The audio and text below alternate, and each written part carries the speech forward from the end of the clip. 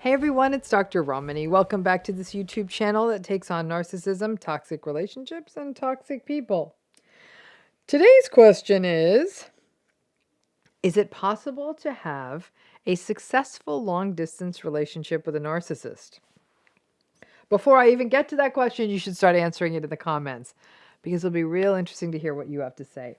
Before I get to answering that question, just a reminder, healing programs coming up. Hit that link in the video notes and please hit the notifications so you can get told every day when we have a new video coming out. If you're new to this channel, please subscribe because then you can learn the answer to these wonderful questions like, is it possible to have a successful long-distance relationship with a narcissist?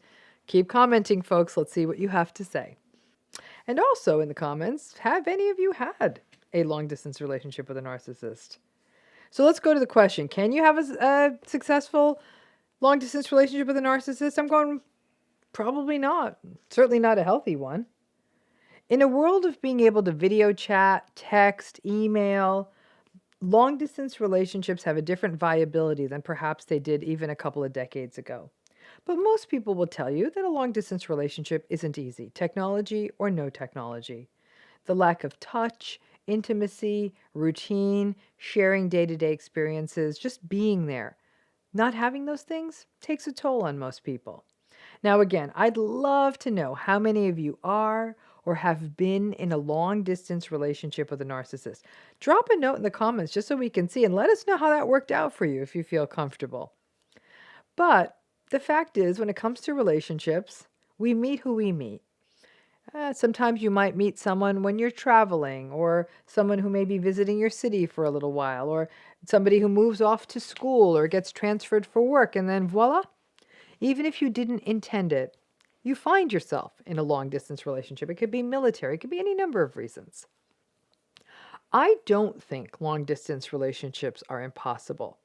I think they require people who are independent, self-sufficient, people who are able to self-regulate and self-soothe, who are communicative, and long-distance relationships may not work as well when there are practical factors like raising children or other caregiving. I understand that.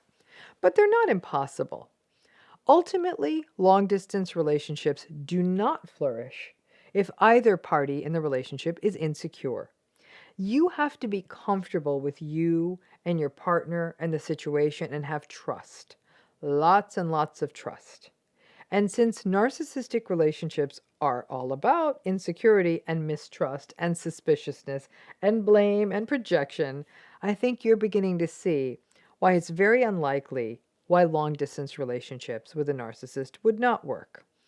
Now, with a narcissistic person, it is probably impossible to have a long-distance relationship in any kind of healthy way. Above all else, narcissistic people are insecure and need admiration and validation.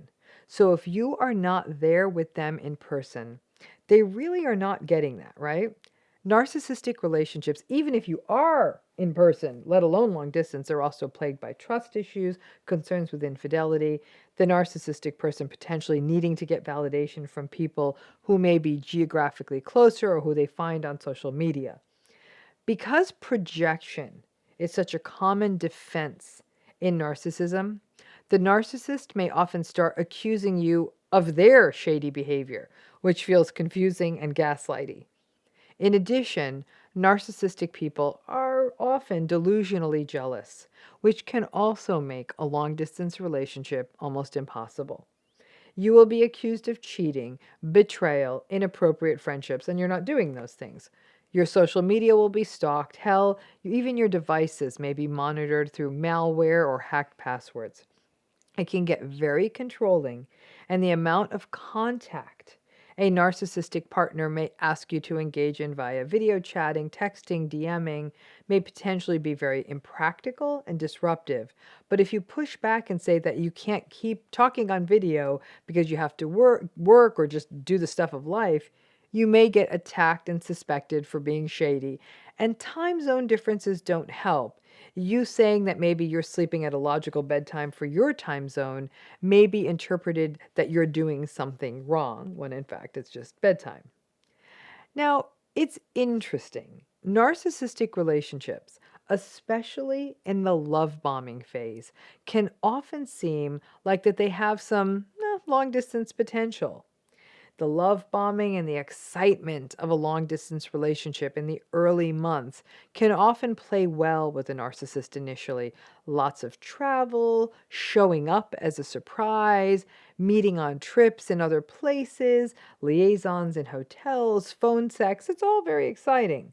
But at some point, the narcissistic person's attentional needs and validation needs and insecurity will become an issue, and you will find yourself either feeling as though your trust is being betrayed, or they will harangue you because they believe you're cheating. And a common gambit in long distance narcissistic relationships, because they're so untrusting, is that they'll call you at bedtime by video so they can see that you are alone.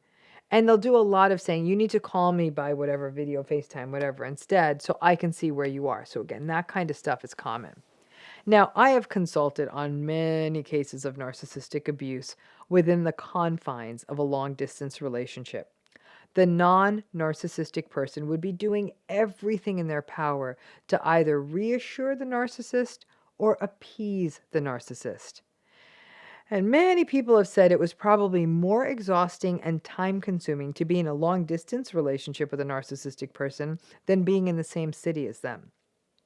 For people who are being cheated on by the narcissist in a long-distance relationship, many of them blamed themselves for not being closer or being more available and believed that if they lived in the same city, that perhaps the narcissistic person would not cheat. No.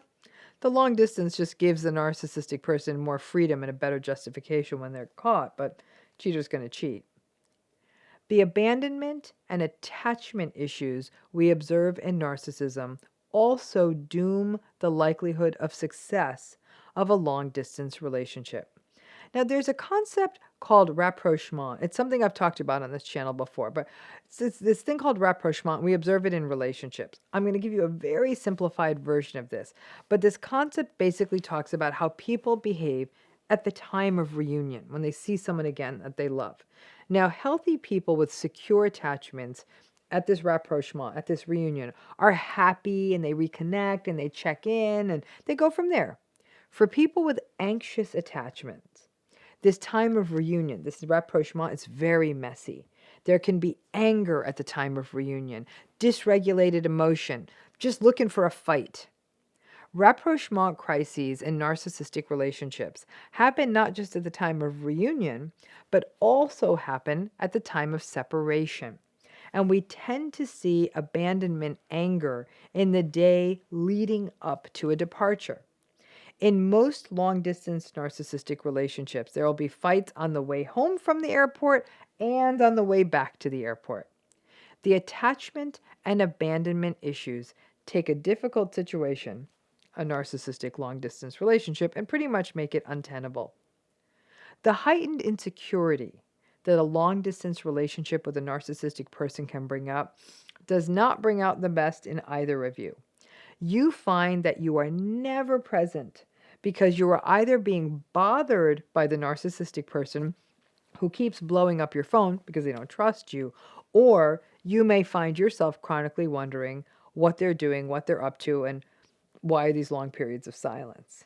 Now, this video is based on kind of a silly question, right? This idea of, does a long-distance relationship with a narcissist work? Because really the punchline to this is that no relationship with a narcissist works. Long-distance relationships raise a whole litany of other issues because of the distance and the disconnection, but ultimately, the core insecurity that plagues narcissistic people and ultimately the relationship, and the narcissistic person's need for supply, regulation, validation, and admiration, means that the video chats and phone sex are only going to be useful for only so long. Now, just like most narcissistic relationships, whether they are from 6 feet away or 6,000 miles away, the issues with empathy, intimacy, and all the rest of it means, distance or not, a healthy relationship is not in the cards.